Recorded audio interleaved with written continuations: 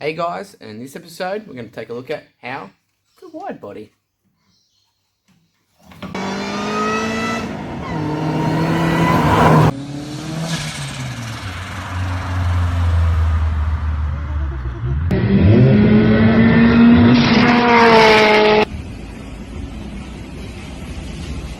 So welcome back guys, I hope everyone's doing really well. This corona thing is just dragging on forever, it's doing my head in. Anyway guys, big episode on how to wide body. The way I've done it, so there's basically three ways you could do it. There's the sheet metal way, which is the way I've done it. Or there is, you can buy what they call cut snake flares or fiberglass flares, which basically get on like that. I got these off I think it was an early 2000s surf or something, and they just plain and simply just do not fit. Then the other way is the fiberglass. Make them up and fiberglass the sides. So essentially you do the same thing as the metal, but you bring it out with the fiberglass. Anyway, what I'm going to do is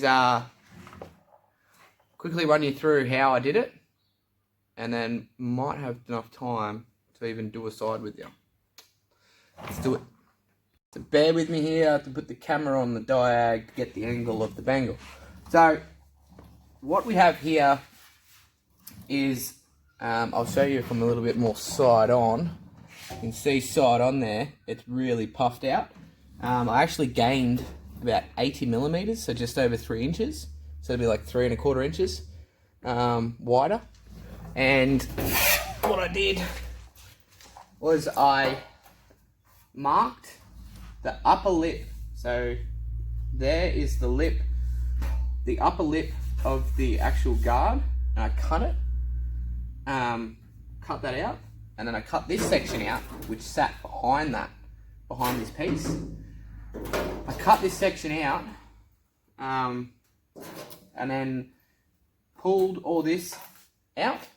I basically stuck a 20mm piece of timber in there to hold it out, and then I used my donor tub, which I'll show you in a second, to cut out these sections to bring the whole lot out, and that's why I put these cuts in here to stretch it.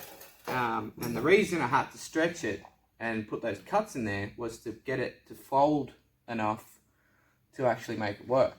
And then from here, basically weld all this out. So I've deleted the fuel cap as well, because I'm not going to be having this fuel tank in the standing position. So I've deleted that.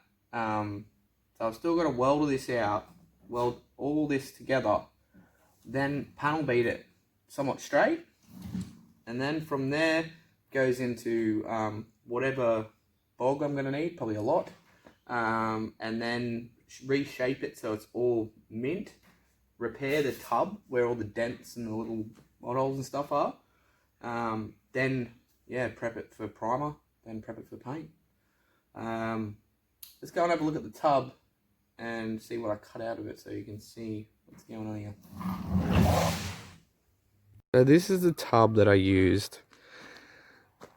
Now you can see where I've cut out the extra piece, and it's on the inside of that lip. So the lip would have come up to about here, and that's been welded over the top, and so on and so forth. You also cut out all these inner supports, and you're going to redo all them, same as these bottom ones. Cut them out as well, or you can just unbolt them and then push everything out and re-weld it back into position. So on this side I cut all that out. Let me look at the outside. And on this side I cut out the top as well, or the back end of it, because that whole part of the cord is all smashed, so I needed to use that good bit out of this one to make it work. So it's the same on this side. I basically just marked it all out and made it work from there. And let's go and have a look at the other side of the car. So this is the part I was talking about that I haven't done yet. So this is what it looks like when I first started to do it. And I marked, so the lip, you can see the transition in the panel. So it goes from that to that. Where the transition is, I just cut just above it, which is just here, that line. So the actual body line is down here somewhere. And the reason I did that is because I'm going to be cutting the majority of this out. So I want to keep that edge so that when I can reform it, I blow it all out and redo it. So it's like the wheel at the moment touches. So when I put the drop spindles in, it's going to actually hit this and bugger it all up. So that's why I'm doing the wide body. I will note, it is completely and utterly illegal to change the width of your car. You're only allowed to change it by 10 mil aside. I know, where's the fun in that? Anyway, so it's pretty much a rolling defect, exactly the same as the race car. Yeah, I know, yeah. Anyway, this is what I do to myself. So, yeah, this guard is pretty banged up. You can see here, this guard's all pretty much buggered. So that's why I thought I'm going to attempt this project on this car, because it's probably the most damaged out of all the ones that I have. So that's why I wanted to wide body this one. You can see that I've done the back. I haven't done the front on this side. So I purposely left that because I wanted to film this and share it with you guys. And I do have a piece of some metal over there, which I'm gonna probably put it on time lapse, cut this section out that I want to cut out, and then tack. Oh, I can't even tack it in because I don't have a MIG welder. Kind of pointless showing you. Anyway, you get the gist of it, guys. The TIG weld is too hard. I will probably TIG weld it at all at the end, because I'll set the TIG to pulse. It will be a lot less heat going into the panels, which means there'll be less warpage, so it'll be a lot easier to TIG weld it than it will be to MIG weld it. But when you're fitting it up, MIG is your best friend because it's so easy to use. Yeah, that's basically it, guys. It's that simple.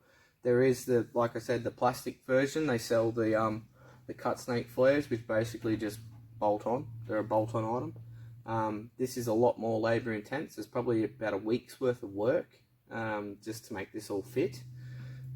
Plus, then you've got to prepare it for paint. So there's still, a couple of days in blocking it all down and getting everything nice and flat, and so on and so forth, getting it ready for paint. So I did work in a panel shop from a very young age, so I do have a lot of spray painting knowledge. So I do know a lot of shortcuts, how to get it where I want it very quickly.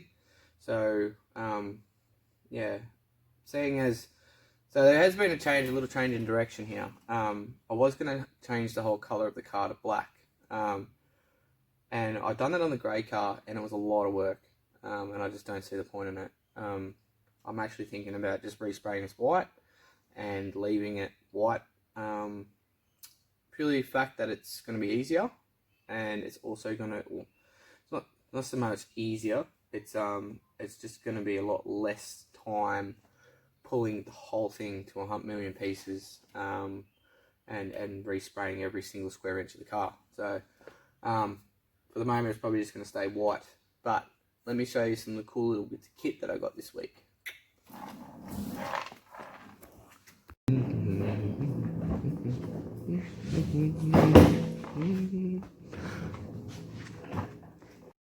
So I have a good friend, Nicholas. You are an absolute legend. This is big news, guys. This is a major part of the whole Supercharger build. So this is an 8-rib pulley that my friend Nick made for me today. It is absolutely stunning. He done a fantastic job on it. So this basically bolts to the front end, the front pulley of a 3RZ. when I actually finished developing the kit, so this is one of the key components. Nick now has all this information, so he can remake this. They're a good couple of $100, but honestly, if you took that to a machine shop and said, can you make me one of these, you'd probably be up for thousands. So very good value for money. Thank you, Nick. Done a fantastic job. Now, the ratio that works with these two, so as you can see, this is very, very small, so this is going to make the supercharger spin at 20 psi.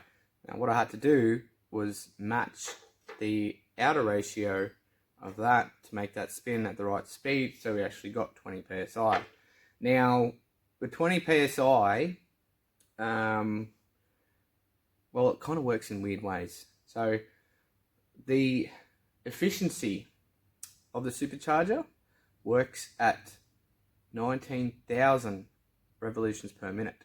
So what we did, we calculated the revolutions per minute from this. So this is 2.5 inches, and it ended up working out to whatever this size is that Nick came up with a fantastic number of making it. So very exciting, very, very, very exciting. And we worked out around 5,000 RPM. I'm going to be spinning the thing at around 15,000 RPM, which is just going to be out of this world. Some other big news, guys. The engine has been in the machine shop. It is back. It's in the 3RZ shed at the moment. Andrew is just trying to find some time to work on it. So it's going to be assembled soon. The head is still at the cylinder head shop guy. He's finishing it off. He's going to be doing a lot of port work, installing the cams, the massive gigantic stage 4. There's a whole heap of other stuff that's going on. I just thought I'd give you an update on the Shorty project. The supercharger kit will be up and running as soon as I get the engine in. Then I can work out exactly. So from this pulley, it's going to go up and around and then over and then back around to this. So I haven't yet worked out that part, but that's easy. The hard part was getting this, and that's already sorted. So it's coming along. I'm sorry that it's just probably really slow for you guys on the YouTube world, but it is it's just trying to find time to work on this project with the amount of stuff that I have going on. It's just crazy. So bear with me, guys. Yet again, I hope everyone's doing really, really well. I hope everyone's taking good care of themselves at the moment with this Rona crap that's just kills me. Anyway, let's revisit this in a couple of weeks when we'll put the engine together and we'll put the pulley on, work out the way it's all going to run, and make the plenum and all that sort of stuff, because I still haven't done that yet, but I can't do that until I know the exact location of where the pulley's going to be. So once I do that, then I can work out the rest of it, which is all easy. So stay tuned, subscribe if you haven't subscribed, hit that like button, show me some love, and take care, and I'll catch up with you all real soon.